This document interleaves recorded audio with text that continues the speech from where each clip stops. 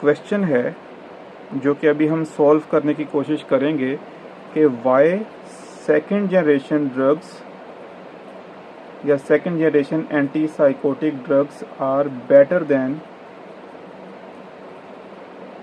First generation anti psychotic drugs. आज हम बात करेंगे एंटी साइकोटिक ड्रग्स की। एंटी साइकोटिक ड्रग्स जिसको हम ट्रंकलाइजर्स या इसके अलावा न्यूरोलेप्टिक्स भी बोलते हैं। अब एंटी साइकोटिक ड्रग्स को स्टडी करने से पहले हमें ये पता होना चाहिए कि साइकोसिस क्या होता है। साइकोसिस बेसिकली एक ब्रेन की कंडीशन है जिसमें जो पेशेंट है उसके अंदर कुछ ब्रेन के केमिकल्स जो हैं उनमें डिस्टर्बेंसेस आ जाती हैं, जिसकी वजह से उसका जो थॉट प्रोसेसिंग है उस पेशेंट की वो डिस्टर्ब हो जाती है। अब उसकी वजह से क्या होगा, उसकी परसेप्शन जो है उस पेशेंट की वो अल्टर हो जाती है। इसके अलावा उसमें डिलीरियम्स और इसके अलावा हेल्यूसिनेशंस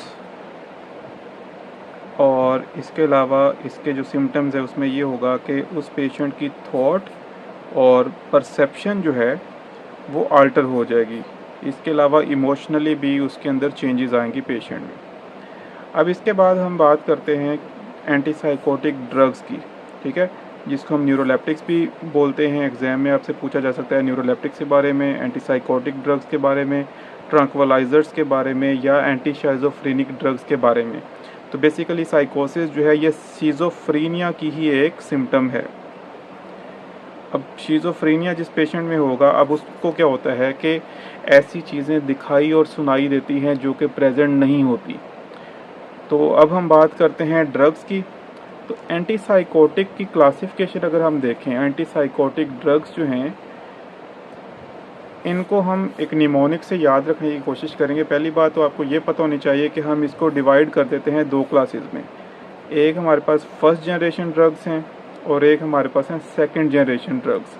अब इनको हम देखते हैं कि इनमें क्या डिफरेंस है और हम क्यों इसको क्लासीफाई कर रहे हैं दो कैटेगरीज में।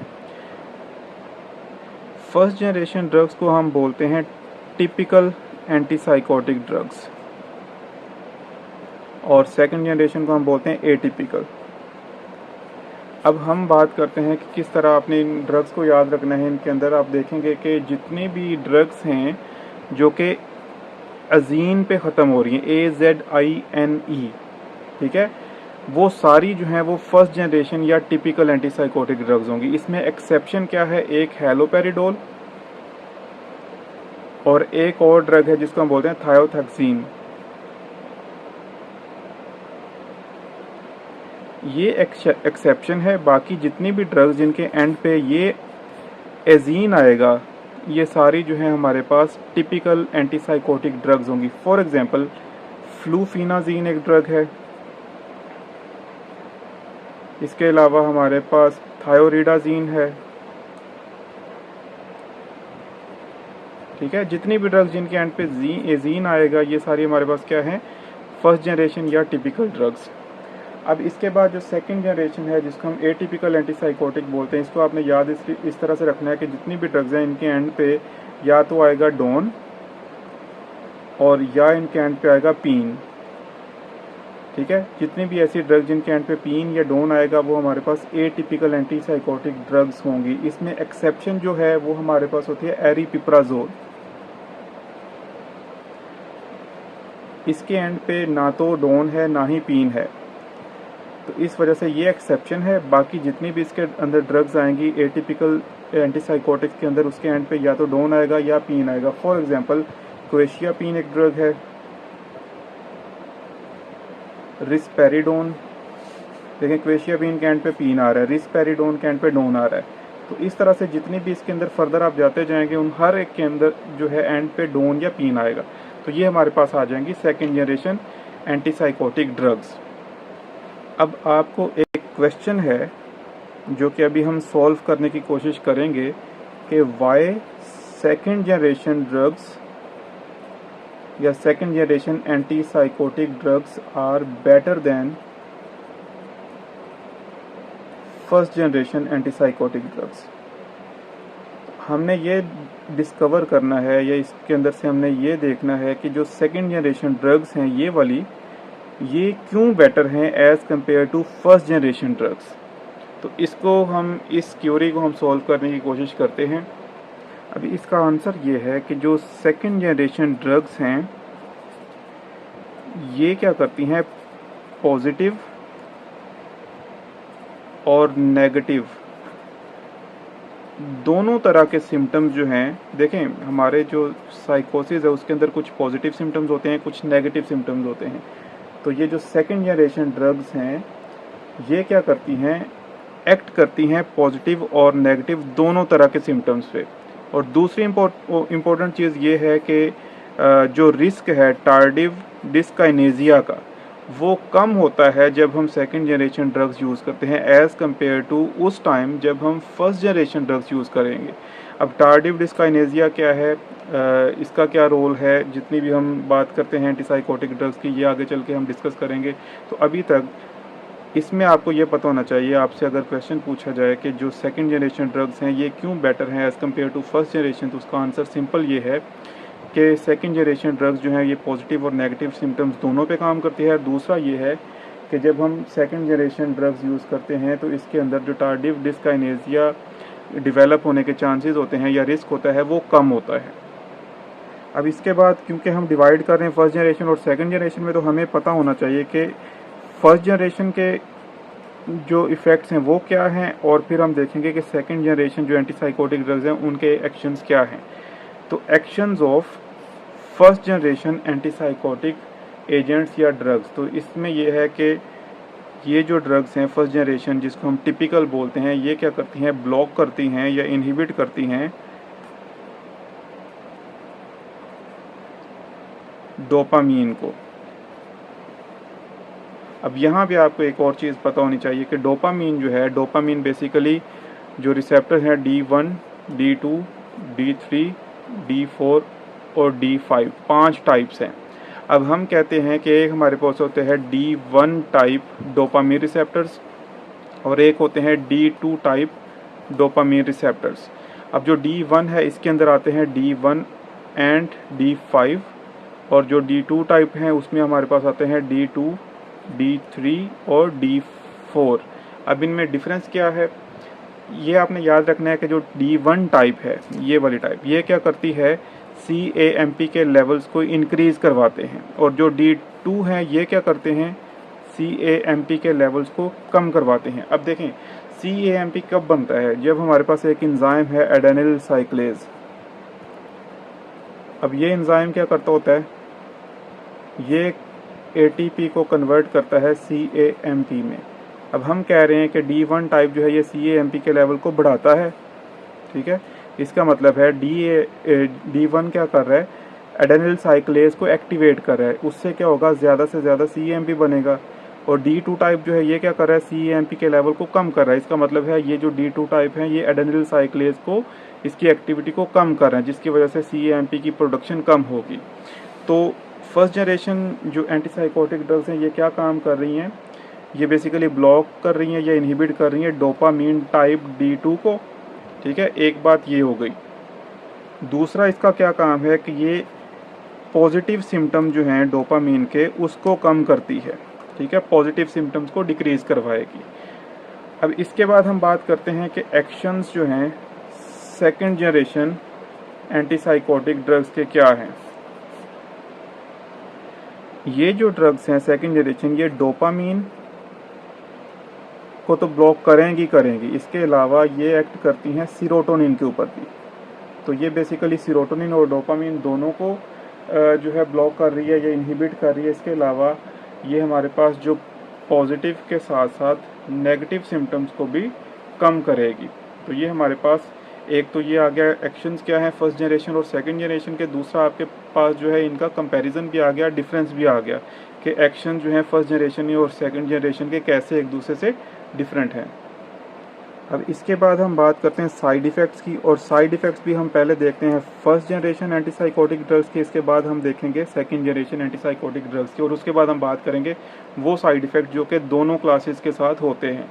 अब हमारे पास जो फर्स्ट जनरेशन एंटीसाइकोटिक ड्रग्स हैं, सबसे पहली चीज़ ये है कि जब भी हम ये ड्रग यूज़ करेंगे तो उसकी वजह से जो रिस्क है, एक तो टार्डिव डिस्काइनेजिया का वो इंक्रीज़ हो जाएगा, इसके अलावा एक्स्ट्रा पायरामिडल सिम्टम जो है वो इंक्रीज़ हो जाएंगे, और तीसरा जो है वो हमारे पास होता है NMS। NMS क्या होता है? Neuroleptic malignant syndrome. इसका रिस्क जो है ये भी इंक्रीज़ हो जाएगा। अब ये तीन चीज़ें जो हैं इनका रिस्क इंक्रीज़ हो रहा है। अब हमें पहले ये पता होना चाहिए कि ये बेसिकली है क्या। ये जो टार्डिव डिस्काइनेजिया है ये बेसिकली इनवॉलंटरी मूवमेंट है, किसकी? इनवॉलंटरी मूवमेंट ऑफ फेस, टंग या लिम्स। ठीक है, इनकी जो इनवॉलंटरी मूवमेंट है इसको हम बोलते हैं टार्डिव डिस्काइनेजिया। तो इसका रिस्क किससे इंक्रीज हो रहा है? फर्स्ट जनरेशन एंटीसाइकोटिक ड्रग्स के साथ। एक्स्ट्रा पायरामिडल सिम्टम्स क्या होते हैं? ये बेसिकली पार्किंसंस लाइक सिम्टम्स हैं। अब पार्किंसन लाइक सिम्टम्स क्या हैं? एक तो इसमें हमारे पास होता है रेस्टलेसनेस, और दूसरा इसमें हमारे पास आ जाता है मसल ट्विचिंग। तो ये जो हैं जब भी हम यूज़ करेंगे फर्स्ट जनरेशन ड्रग्स तो पार्किंसन लाइक सिम्टम जो है वो इंक्रीज़ हो जाएंगे। इस वजह से अगर किसी पेशेंट को पार्किंसनिज्म है उसमें हम ये ड्रग्स यूज़ नहीं कर सकते। फिर इसके बाद हमारे पास जो NMS है ये क्या होता है? ये बेसिकली जो सिम्टम्स है ये कॉम्बिनेशन होता है। एक तो हमारे पास ये जो एक्स्ट्रा पायरामिडल सिम्टम्स हैं वो आएंगे, इसके अलावा फीवर होगा, हाई ग्रेड फीवर, इसके अलावा ऑटोनॉमिक नर्वस सिस्टम के अंदर जो है डिस्टर्बेंसेस आएंगी। तो इस कॉम्बिनेशन को हम बोलेंगे NMS, basically neuroleptic malignant syndrome. अब इन सिम्टम्स को या साइड इफ़ेक्ट्स को हम प्रिवेंट कर सकते हैं अगर हम ये जो ड्रग्स हैं इनको डिसकंटिन्यू कर दें, लेकिन उसके बाद भी 7 to 10 डेज़ जो हैं वो लगेंगे आहिस्ता आहिस्ता इनको सिम्टम्स को कम होने में। अब इसके बाद हम बात करते हैं side effects of second generation antipsychotic drugs. First generation में ये मेन चीज़ें हैं जो इंक्रीज़ हो रही हैं। अब सेकंड जनरेशन में क्या होगा? पहली चीज़ ये है कि ये जो टार्डिव डिस्काइनेजिया, EPS और NMS है, इनका जो रिस्क है वो कम होगा जब हम सेकंड जनरेशन ड्रग्स यूज़ करेंगे। इसके अलावा वेट इंक्रीज़ हो जाएगा पेशेंट का, कोलेस्ट्रॉल लेवल इंक्रीज़ हो जाएगा, ट्राइग्लिसराइड्स इंक्रीज़ हो जाएंगे, और इसके अलावा ब्लड शुगर भी इंक्रीज़ होगी। अब इसका मतलब है कि अगर हम किसी पेशेंट को सेकंड जनरेशन एंटीसाइकोटिक ड्रग्स देते हैं तो हमने उसका लिपिड प्रोफाइल और शुगर लेवल जो है वो साथ साथ रेगुलरली मॉनिटर करते रहना है, क्योंकि इन ड्रग्स के साथ ये सारी चीज़ें इंक्रीज़ होंगी। फर्स्ट जनरेशन में एक और चीज़ आप ऐड कर सकते हैं इसके साइड इफ़ेक्ट्स में, वो होता है ऑर्थोस्टैटिक हाइपोटेंशन। जब भी हम फर्स्ट जनरेशन ड्रग्स यूज़ करेंगे तो उससे क्या होगा? ऑर्थोस्टैटिक हाइपोटेंशन हो जाएगी पेशेंट को। तो ये हमारे पास दोनों का डिफरेंसेस आ गए कि क्या क्या सिम्टम्स हो सकते हैं, साइड इफ़ेक्ट्स हो सकते हैं। अब हम बात करते हैं वो साइड इफ़ेक्ट्स की जो कि दोनों के साथ आएंगे, मतलब आप कह सकते हैं कि कॉमन साइड इफ़ेक्ट्स क्या हैं। एक तो ये है कि जब भी हम कोई भी एंटीसाइकोटिक ड्रग यूज़ करेंगे, चाहे वो टिपिकल है चाहे वो एटिपिकल है, तो उससे क्या होगा? फोटोफोबिया होगा, इसके अलावा फोटो सेंसिटिविटी होगी, इसके अलावा एंटीकोलिनर्जिक इफेक्ट्स आएंगे,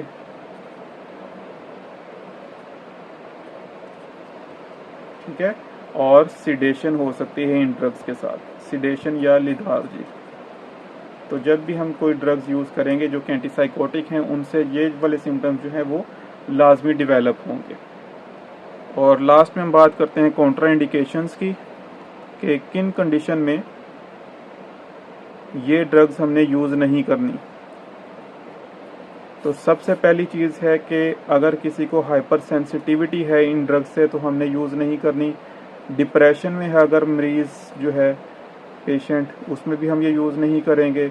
पार्किंसंस डिजीज़ है अगर किसी को, तब भी हम ये यूज़ नहीं करेंगे। लिवर फंक्शन जो उसके टेस्ट हैं अगर वो एबनॉर्मल है उस केस में भी ये कॉन्ट्रा इंडिकेटेड होंगी।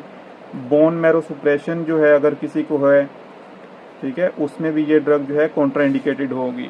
तो ये सारी हमारे पास जो है ये आ जाएंगी उसकी कॉन्ट्राइंडिकेशंस कोई भी एंटीसाइकोटिक ड्रग्स जो है।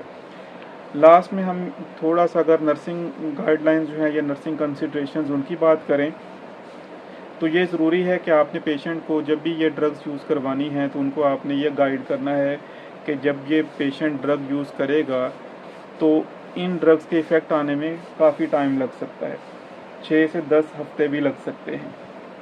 और इसके अलावा इन ड्रग्स के साथ क्या साइड इफ़ेक्ट्स आ सकते हैं वो आपने गाइड करना है, पेशेंट को एजुकेट करना है, उनको बताना है ये टार्डिव डिस्काइनेसिया, EPS या NMS क्या हैं।